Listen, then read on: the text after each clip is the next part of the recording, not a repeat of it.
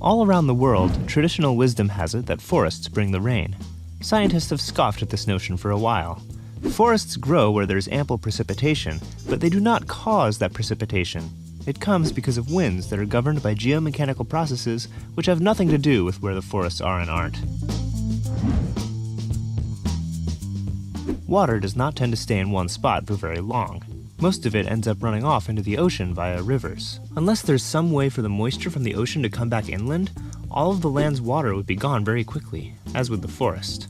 According to the geomechanical view, moisture gets transferred inland when water vapor is carried from the ocean by winds. Because some of this water gets lost to precipitation, the deeper inland this air gets, the less moist it becomes. Therefore, deeper inland means less rainfall.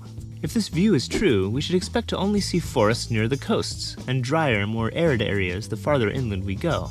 But this is not what we find. Where there are still natural forests, precipitation does not decrease with distance from the ocean. In fact, it often increases, the greatest amount of rainfall being in the deepest parts of the forest, sometimes thousands of miles from the coast. This is unexpected and difficult to explain with the geomechanical view. What on earth could be attracting so much water to a spot so far from the ocean? And why? While there is more water in the ocean than in forests, forested areas have more water vapor in the air. This is because forests, especially healthy ones, have a lot more surface area for water to evaporate off of. Multiple canopy layers, shrubs, moisture-laden ground are all full of water which transpires or evaporates entering the air. As a result, we find much more water vapor in the forest even when there is less total water. The ample amount of water vapor in the forest rises and condenses into clouds, changing from gas to liquid. This creates a drop in air pressure, which allows even more vapor-filled air to rise. This creates an upward air current, which in turn creates a horizontal current closer to the ground. This sucks in air from higher pressure areas, like the air from over the ocean.